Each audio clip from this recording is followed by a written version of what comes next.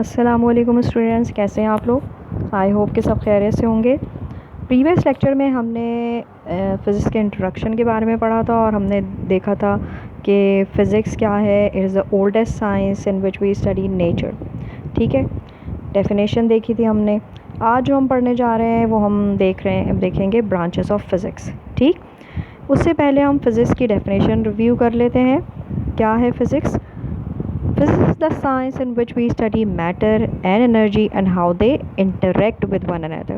यानी इसमें हम मैटर के बारे में पढ़ते हैं, एनर्जी के बारे में पढ़ते हैं और देखते हैं कि मैटर और एनर्जी एक दूसरे के साथ किस तरह इंटरेक्ट करते हैं। सही, तो first of all we must know what is matter. Matter is something which has mass and which occupies space. ठीक है, मैटर क्या है? जिसका कोई ना कोई मास हो और वो जगह घेरता हो, वॉल्यूम ऑक्यूपाई करता हो। ठीक है, यूजुअली आपको पता है कि मैटर की कितने स्टेट या फेजेस होते हैं, सॉलिड, लिक्विड और गैस। ठीक, सॉलिड फॉर्म में जब कोई भी सब्सटेंस होता है तो उसके डेफिनेट शेप, डेफिनेट वॉल्यूम होता है, यानी फिक्स शेप होता है, फिक्स वॉल्यूम, उसमें कोई चेंज नहीं आता। उसके बाद जब लिक्विड स्टेट की बात करते हैं, no definite shape but definite volume. Fix shape तो नहीं होता, आप जिस कंटेनर में भी लिक्विड को डालेंगे it will take up the shape of that container. वो उसी का शेप ले लेगा। ग्लास में डालेंगे ग्लास का शेप ले लेगा, या किसी और कंटेनर में डालेंगे वो उसी का शेप ले लेगा, लेकिन वॉल्यूम फिक्स रहेगा। एक गिलास अगर पानी है या कोई भी लिक्विड है तो वो किसी और कंटेनर में डालने पर वो कम या ज़्यादा नहीं हो जाएगा। लेकिन गैस का ना शेप फिक्स होता है ना वॉल्यूम फिक्स होता है। आप जिस कंटेनर में भी गैस को डालेंगे it will not only take up the shape of that container but also fill it. ठीक है, ना सिर्फ उसका शेप ले लेगी गैस बल्कि उस कंटेनर का वॉल्यूम भी ले लेगा। ग्लास में आप डाल रहे हैं गैस को तो ग्लास के जितना उसका वॉल्यूम हो जाएगा वही शेप हो जाएगा। और किसी और कंटेनर में, बड़े कंटेनर में डाल रहे हैं तो वो ना सिर्फ उसका शेप ले लेगा बल्कि उतना ही उसका वॉल्यूम भी हो जाएगा। तो ना इसका शेप फिक्स है ना वॉल्यूम फिक्स है। There is another state of matter which is called plasma. Plasma जो है इसका भी डेफिनेट शेप है ना ही डेफिनेट वॉल्यूम है, लेकिन ये इलेक्ट्रिकली चार्ज पार्टिकल है। होता ये है कि जब हम किसी भी सब्सटेंस की सॉलिड स्टेट की बात करते हैं, जब उसको एनर्जी प्रोवाइड की जाती है, ठीक है, तो वो अपनी स्टेट चेंज कर लेता है। अपना फेज़ चेंज करने के बाद वो किस फेज़ में चला जाता है? वो लिक्विड फेज़ में चला जाता है। मज़ीद एनर्जी ऐड करने पर या प्रोवाइड करने पर वो सब्सटेंस जो है अपनी लिक्विड फेज़ चेंज करके वो किस में चला जाता है? गैसियस स्टेट में चला जाता है। गैस को भी जब मज़ीद एनर्जी प्रोवाइड की जाती है तो वो किस स्टेट में चला जाता है? प्लाज्मा स्टेट में। ठीक है, लेकिन थोड़ी बहुत एनर्जी जो है वो देने पर वो प्लाज्मा में चेंज नहीं हो जाता। Very strong heat energy must be applied for this change of state to occur. ठीक है, प्लाज्मा स्टेट में आने के लिए कोई थोड़ी बहुत एनर्जी नहीं देनी पड़ती, बहुत ज़्यादा एनर्जी देनी पड़ती है। और जब बहुत ज़्यादा एनर्जी दी जाती है तो फिर किसी भी एटम के इलेक्ट्रॉन उससे बाहर निकल आते हैं। ठीक है, और फिर इसके नतीजे में जो है वो फ्री इलेक्ट्रॉन्स और पॉजिटिव आयंस क्रिएट होते हैं। सही, और जब हम ज़ाहिर है जब फ्री इलेक्ट्रॉन्स और आयन क्रिएट होंगे तो उसके नतीजे में जो है सब्सटेंस जो प्लाज्मा फॉर्म में आता है तो वो इलेक्ट्रिसिटी कंडक्ट करने लगता है। All gases can not conduct electricity but plasma can. ठीक है, प्लाज्मा जो है वो इलेक्ट्रिसिटी कंडक्ट कर सकता है। So what is plasma? It is a state of matter consisting of electrons and positively charge ions. ठीक है, वो स्टेट है मैटर की जिसमें इलेक्ट्रॉन्स और पॉजिटिवली चार्ज आयंस जो है वो होते हैं। प्लाज्मा का कोई शेप फिक्स नहीं है, कोई वॉल्यूम फिक्स नहीं है। पार्टिकल्स हैव ब्रोकन अपार्ट, जैसे भी मैंने आपको बताया इलेक्ट्रॉन जो है वो एटम से जो है वो ब्रेक हो जाते हैं। इलेक्ट्रिकली चार्ज जो है ये स्टेट है और इसकी एग्जांपल है लाइटनिंग, स्टार्स और नियॉन लाइट्स। सही, अच्छा, अब plasma is not common on the surface of the earth. It can be found in neon science. ठीक है, जो आप रेस्टोरेंट वगैरह या और बहुत सी जगहों पर देखते हैं नियॉन साइंस होते हैं।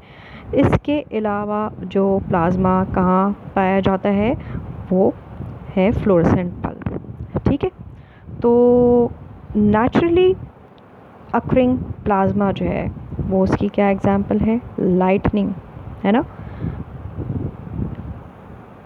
Stars also exist in plasma form. In fact stars are just hot balls of plasma. ठीक है, वो बहुत बड़ी प्लाज्मा की जो है वो बॉल्स होती हैं। ठीक, तो ये तो हमने देख लिया मैटर के बारे में। अब हमें क्या देखना है, what is energy. Energy is the capacity for doing work. काम करने की सलाहियत को जो है हम क्या कहते हैं, एनर्जी कहते हैं, है ना। एनर्जी की डिफरेंट टाइप्स हैं, उसमें आपके पास बहुत सी आ जाती हैं, mechanical, thermal, nuclear, chemical, electromagnetic, sonic, gravitational, kinetic, potential, ionization, बहुत सी टाइप्स हैं। और उसके अलावा फॉर्म्स ऑफ एनर्जी हैं, उन्हें हम डिफरेंट ग्रुप्स में डिवाइड कर सकते हैं, जैसे कि काइनेटिक एनर्जी है। काइनेटिक एनर्जी में आ जाती है एनर्जी ऑफ मूवमेंट, है ना, जिसमें आ जाता है थर्मल एनर्जी, मैकेनिकल, इलेक्ट्रिकल और मैग्नेटिक एनर्जी। और फिर आ जाता है पोटेंशियल एनर्जी जो कि स्टोर्ड फॉर्म में होती है। ठीक है, chemical energy, elastic energy, nuclear energy, gravitational energy. इसके अलावा एनर्जी है साउंड एनर्जी, जिसको हम सुन सकते हैं, light energy, our eyes can detect. ठीक है, तो बहुत से डिफरेंट टाइप्स की एनर्जी हैं। अच्छा, फिर हमने अब देख लेते हैं क्या है definition, the study of matter and energy and how they interact with one another. यानी हमने मैटर एनर्जी तो देख लिया, अब किस तरह एक दूसरे से इंटरेक्ट कर सकें। अकॉर्डिंग टू आइंस्टाइन, बहुत मशहूर साइंटिस्ट है, जिसकी एक इक्वेशन है E=mc², जो इक्वेशन भी बहुत मशहूर है। तो आइंस्टाइन ने हमें बताया था कि matter can produce energy and energy can produce matter. यानी मैटर जो है वो एनर्जी में कन्वर्ट हो सकता है और एनर्जी मैटर में कन्वर्ट हो सकता है। फॉर एग्ज़ाम्पल, जब हम मैच स्टिक लेते हैं तो वो मैटर फॉर्म में है, और जब उसे बर्न करते हैं तो उसके साथ कौन कौन सी एनर्जी जो है वो उसमें कन्वर्ट हो जाती है। हम देखते हैं कि हीट एनर्जी, है ना, साउंड एनर्जी और लाइट एनर्जी, तो डिफरेंट फॉर्म्स ऑफ एनर्जी में मैटर कन्वर्ट हो जाता है। इसी तरीके से एनर्जी को मैटर में भी कन्वर्ट किया जा सकता है। उसके डिफरेंट जो है वो तरीक़े हैं, उसमें एक है प्रोडक्शन, जिसमें जो है वो मैटर को एनर्जी में कन्वर्ट कर दिया जाता है। अब हम जा रहे हैं ब्रांचेस ऑफ फिज़िक्स के बारे में पढ़ने। मेनली जो है फिज़िक्स की दो ब्रांचेस हैं, क्लासिकल और मॉडर्न। ठीक है, क्लासिकल फ़िज़िक्स वो है जो 19वीं सदी से पहले ज़माने की थी, यानी न्यूटन के ज़माने की, और न्यूटन उस ज़माने में छाया हुआ था, जिसकी वजह से क्लासिकल फ़िज़िक्स को न्यूटोनियन फ़िज़िक्स भी कहा जाता है। इनमें आ जाती है mechanics, optics, acoustics, relativity, astrophysics, electricity and magnetism, thermodynamics and kinetic energy of gases. फिर दूसरा जो मेन ब्रांच है वो क्या है, मॉडर्न फिज़िक्स का, जो कि आइंस्टाइन के ज़माने की है। ठीक है, जिसकी अभी मैंने आपको इक्वेशन बताई E=mc²।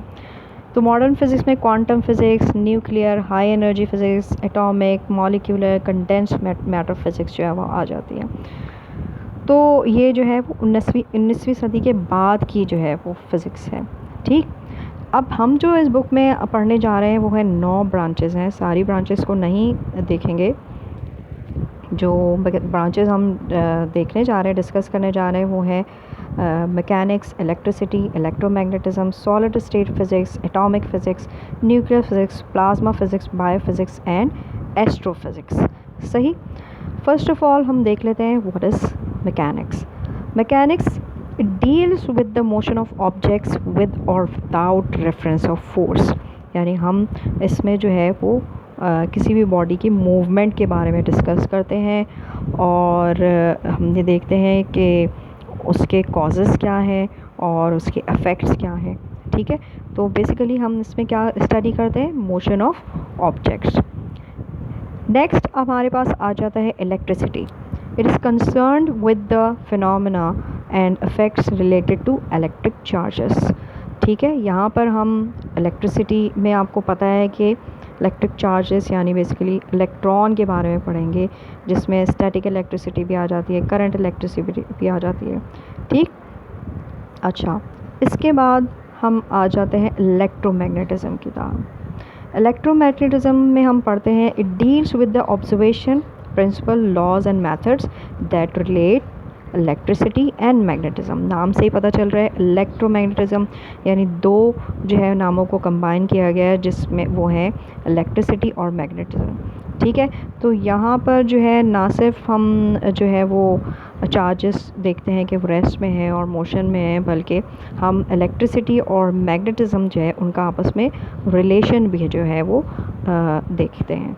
Solid state physics, it is concerned with the structure and properties of solid materials, यानी हम इसमें सॉलिड मटेरियल के बारे में जो है वो उसके स्ट्रक्चर और प्रॉपर्टीज़ के बारे में पढ़ते हैं और ख़ास तौर से क्रिस्टलाइन फॉर्म में जो है सॉलिड उसको हम डिस्कस करते हैं। फिर आ जाता है आपके पास atomic physics. It is concern with the structure and properties of an atom.